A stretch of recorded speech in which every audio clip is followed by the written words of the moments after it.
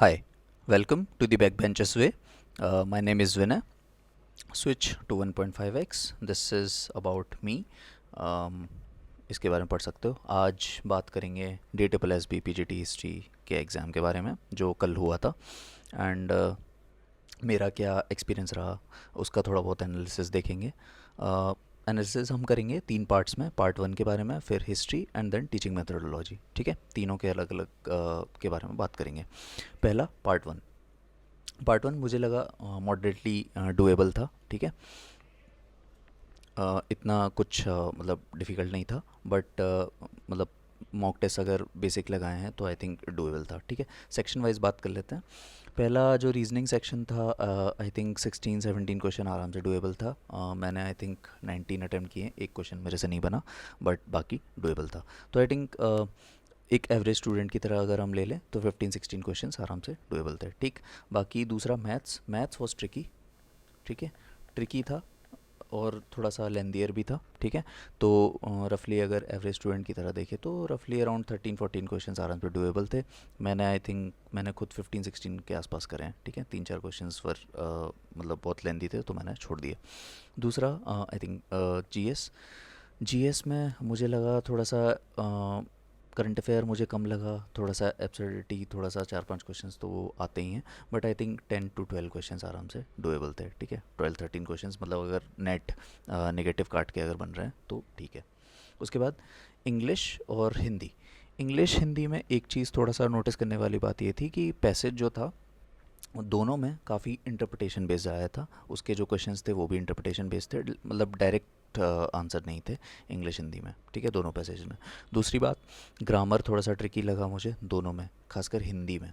ठीक है, मतलब मेरी हिंदी वीक है तो शायद हो सकता है किसी की इजी हो, तो हो सकता है उसके लिए इजी हो, बट इंग्लिश मेरे लिए थोड़ा सा मतलब इसमें भी ग्रामर जो पोर्शन था उसमें थोड़ा सा मुझे ट्रिकी लगा. ठीक है, बट बाकी 15 क्वेश्चंस दोनों में डुएबल थे. रफली क्यूमुलेटिवली अगर स्कोर तुम्हारा मतलब इसको जोड़ा जाए एवरेज स्टूडेंट के लिए, आई थिंक 70 के आसपास अगर बन रहा है तो ये डुएबल स्कोर था. मतलब ये आई थिंक बेसिक इतना हो जाना चाहिए, राइट. मतलब इतना सबका बन जाएगा, एवरेज अटेम्प्ट इतना होना चाहिए. ठीक है, नेट जो काट पीट के मतलब नेगेटिव काट के जो एक्चुअल में सिलेक्ट होंगे उनका score I think 70 to 75 he range करेगा, और 75 प्लस भी जा सकता है जिनके पांचों सेक्शंस में अच्छी पकड़ है, राइट. तो इस तरीके से ये था पार्ट वन के बारे में. मेन बात कर लेते हैं अपना पार्ट टू हिस्ट्री के बारे में. देखो, मुझे ऐसा पेपर लगा कि बहुत ही एब्सर्ड पेपर था. ठीक है, उसके बारे में और डिटेल में बात करेंगे, बट उससे पहले थोड़ा सा पेपर का स्पेक्ट्रम के बारे में बात कर लेते हैं. देखो, कोई भी पेपर जो सेट होता है, कोई भी कॉम्पिटिटिव एग्ज़ाम, वो एक स्पेक्ट्रम में सेट किया जाता है. ठीक है, स्पेक्ट्रम कैसे, कुछ इजी क्वेश्चंस होंगे, कुछ मॉडरेट होते हैं, कुछ हार्ड होते हैं, और कुछ एब्सर्ड क्वेश्चन जो बहुत ही इधर उधर रैंडम सोर्सेज से उठा के बनाया जाता है और जिनको वेरी हार्ड कैटेगरी में हम डाल देते हैं. ठीक है, इस तरीके से कोई भी कॉम्पिटिटिव एग्जाम सेट होता है. फॉर एग्जांपल पीसीएस के जो पेपर होते हैं, खासकर यूपी पीसीएस, उसमें इजी क्वेश्चन होता है, मॉडरेट होते हैं, फिर हार्ड, और सेम अदर स्टेट के जो पीसीएस होते हैं वो भी. यूपीएससी का देखोगे तो वो बहुत ही वेरी हार्ड कैटेगरी में जाएगा, वो बिल्कुल ही मतलब सेंसलेस और एब्सर्ड पेपर बनाता है. ठीक है, प्रीलिम्स का खासकर. तो ये वाला जो कल का पेपर था वो किस कैटेगरी में जाएगा. मुझे पेपर देते समय ऐसा लगा, ऐसा फील हुआ कि इजी कैटेगरी में था या फिर वेरी हार्ड कैटेगरी में था. मतलब या तो बहुत ही आसान क्वेश्चंस थे या फिर बहुत ही एब्सर्ड पेपर था. ठीक है, मतलब मॉडरेट कैटेगरी में बहुत ही कम क्वेश्चंस थे कि या तो तुमसे सवाल बन रहे थे या फिर बिल्कुल ही नहीं बन रहे थे, इस तरीके से था. ठीक है, और डिटेल में बात करते हैं. कुछ क्वेश्चंस के बारे में अगर देखें तो फॉर एग्जांपल हड़प्पा से इजी क्वेश्चंस थे, कुछ कुछ है ना, मतलब लगभग डुएबल थे. मुगल से क्वेश्चंस थे. दिल्ली सल्तनत से मुझे शायद क्वेश्चन याद नहीं आ रहा है कि था कि नहीं था, बट शायद नहीं था. फिर आई थिंक एनलाइटनमेंट से और रेनेसा पीरियड से कुछ कुछ एक दो क्वेश्चन, जैसे मॉन्टेस्क्यू वाला हो गया है ना, फिर दांते की डिवाइन कॉमेडी हो गई. देन हड़प्पन डिक्लाइन से एक क्वेश्चन याद आ रहा है, रॉबर्ट रेकिस करके, है ना, फ्लड से डिक्लाइन हुआ है तो किसका आर्गूमेंट है. तो वो क्वेश्चन हो गया। Then there were questions from Mauryan empire कि उसका डिक्लाइन कैसे, क्या, सॉरी, मौर्यन की कैपिटल क्या है वो। देन बाकी I think Gupta period, Kushan period से मुझे क्वेश्चन याद नहीं आ रहे हैं। हाँ, एक कोइंस से क्वेश्चन था, यस, कॉइन बेस्ड क्वेश्चंस थे। देन आई थिंक या उसके बाद आई थिंक कोई मुझे याद नहीं आ रहा है। बाकी जो क्वेश्चंस थे ना देवर फ्रॉम हिस्टोरियोग्राफी, ठीक है, उसके बारे में बात करेंगे। दूसरी चीज़ थी कॉन्सेप्चुअल क्वेश्चंस, उसके बारे में आगे बात करेंगे। हाँ, तीसरी चीज़ मॉडर्न वर्ल्ड हिस्ट्री। इससे मुझे कोई भी क्वेश्चन नहीं दिखा, इटालियन यूनिफिकेशन या कोई भी unification, world war, French revolution, या फिर मतलब जो बेसिक, हाँ, जैसे जापान और चाइना की जो हिस्ट्री है उससे क्वेश्चंस काफ़ी आते थे, वो सब भी नहीं आए, ठीक है। तो आई थिंक सेकंड शिफ्ट में तो मॉडर्न वर्ल्ड हिस्ट्री का वेटेज बहुत ही कम लगा मुझे। हाँ, ज़्यादातर जो क्वेश्चंस थे वो हिस्टोरियोग्राफी बेस्ड थे। फॉर एग्जांपल मुझे याद आ रहा है व्हाट इज़ हिस्ट्री, है ना, फिर एम्प्रेसिस की हिस्टोरियोग्राफी हो गई, देन सबल्टन हिस्टोरियोग्राफी हो गई, एनवायरमेंटल हिस्टोरियोग्राफी से एक क्वेश्चन था, ठीक है। बाकी क्वेश्चंस भी मतलब इसी के आसपास थे, बट ये कन्वेंशनल नहीं थी जो 2021 का पेपर जैसे आता था उस तरीके की हिस्टोरियोग्राफी नहीं थी। इसमें इस बार स्टेटमेंट बेस्ड क्वेश्चंस भी थे जिनके बारे में बात करेंगे, ठीक है। एक इम्पॉर्टेंट चीज़ जो कि इस पेपर को बहुत ही ज़्यादा हार्ड बनाता है, विच इज़ सेंसलेस क्वेश्चंस जो कि पूछे गए from Nepal, Sri Lankan history, south east Asian history, ठीक। मतलब कुछ भी, मतलब एब्सर्ड, मतलब बिल्कुल कोई सेंस ही नहीं बनता है इन सब क्वेश्चंस पूछने का। इनफैक्ट ये किसी के सिलेबस में भी नहीं है, कहीं पढ़ाया भी नहीं जाता है यूनिवर्सिटीज़ में। किसी का कोई स्पेसिफिक पेपर होगा तो शायद हो सकता है हो, बट डीयू वगैरह में कोई स्पेसिफिक पेपर नहीं है। बाकी जगहों पे भी मुझे नहीं लगता पढ़ाया जाता होगा।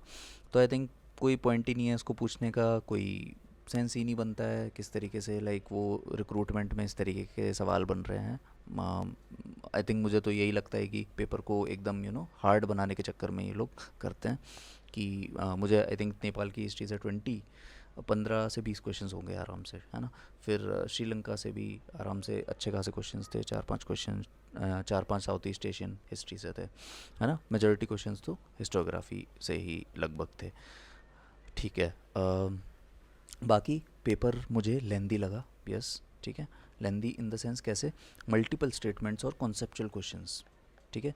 मतलब पढ़ना पड़ रहा था काफ़ी, वन लाइनर टाइप क्वेश्चन नहीं थे कि देखा और मार दिया। मतलब ये लगभग स्टार्ट होता है अराउंड 100 से 120 क्वेश्चन जब कर लोगे पार्ट 2 के, उसके बाद से ये कॉन्सेप्चुअल क्वेश्चंस स्टार्ट होते हैं, मल्टीपल स्टेटमेंट। उस चक्कर में क्या हुआ, काफ़ी टाइम कंज्यूमिंग था मुझे ऐसा लगा, है ना, क्योंकि पढ़ना है फिर उसको एनालाइज करना है उस तरीके से, फिर आंसर्स मार्क करना है, और वो भी स्टेटमेंट्स लेंदी स्टेटमेंट्स थे, है ना। तो ये इस तरीके से मुझे लेंदी लगा। इनफैक्ट पार्ट 1 में भी यही मैथ्स के बारे में हमने बात करी कि थोड़ा सा ट्रिकी था, ठीक है। इनफैक्ट रीजनिंग भी लेंदी था, इजी था बट लेंदी था। फॉर एग्जांपल उसमें चारों स्टेटमेंट्स आपको चेक करने पड़ेंगे। एक क्वेश्चन, हाँ, फ्लोर वाला जो क्वेश्चन था सेकंड शिफ्ट में, वो थोड़ा सा मुझे एक या तो गलत है या फिर आई डोंट नो, उसका आंसर निकल ही नहीं रहा था, ठीक है। तो इस तरीके से ना लेंदी था पार्ट 1 भी, और पार्ट 2 के कुछ मल्टीपल स्टेटमेंट वाइज क्वेश्चंस, ठीक है। लास्ट पार्ट टीचिंग मेथोडोलॉजी, ये मुझे मॉडरेटली हार्ड लगा। इसमें भी मल्टीपल स्टेटमेंट्स थे और आपको काफ़ी एनालिसिस से इसको करना था। सीधा वन लाइनर क्वेश्चन या डायरेक्ट सवाल नहीं थे। तो मुझे लगता है ये मॉडरेटली हार्ड था। इनफैक्ट मेरा खुद का 3-4 क्वेश्चन, आई थिंक क्लास के 5-6 क्वेश्चन आई थिंक मैंने ऐसे ही मतलब मारे हैं। मुझे मैंने पढ़ ही नहीं पाया क्योंकि इतना लंबा क्वेश्चंस था। तो इसीलिए मुझे लगा ये लेंदी पेपर था, ठीक है। क्योंकि ये इसीलिए मेरे साथ हुआ क्योंकि आई वाज एक्सपेक्टिंग कि टीचिंग मेथोडोलॉजी पिछले बार की तरह इजी आएगा, सिंगल लाइनर है तो 5-10 मिनट में हो जाएगा, ठीक है। तो उस चक्कर में मैं हिस्ट्री में थोड़ा सा ज़्यादा टाइम दे रहा था, बट जब टीचिंग मेथोडोलॉजी आया और फिर मुझे लेंदी लगा तो फिर इनफैक्ट वो लास्ट का छूट ही गया, ठीक है। बट ठीक है, डजेंट रियली मैटर। तो आई थिंक मुझे लगा कि ओवरऑल पेपर हाईली एब्सर्ड, है ना, लेंदी और कंसेप्चुअल क्वेश्चंस। तो इस तरीके से मुझे लगता है on the basis of these factors, जिस तरीके का एक्सपीरियंस रहा, कट ऑफ के बारे में बात कर लेते हैं। कट ऑफ अभी प्रेडिक्ट करना ऑनेस्टली सही नहीं रहेगा। वंस द आंसर की कम्स आउट उसके बाद इसके बारे में बात करेंगे। लेकिन रफली कट ऑफ पिछले साल मतलब जो 2021 था उसी के आसपास रहने वाली है, इतना ज़्यादा नहीं जाने वाली है, ठीक है। तो डिटेल में बात करेंगे कट ऑफ के बारे में वंस द आंसर की कम्स आउट, ठीक है। तो I will see you in the next video जो कट ऑफ की वीडियो होगी उसमें हम बात करेंगे डिटेल में किस तरीके से मतलब पेपर का जो मतलब क्या क्राइटेरिया है कि कट ऑफ ज़्यादा जाएगी और कम जाएगी, वो सब एनालिसिस हम डिटेल में उसमें करेंगे. For now I think this is it. आप लोग अपना एक्सपीरियंस शेयर करना कमेंट्स में किस तरीके से था. आप लोगों को भी यही लगा, कुछ लोग एग्री करेंगे, कुछ लोग डिसएग्री करेंगे, एंड मतलब it is a part of life, but experience जरूर शेयर करना. ठीक है.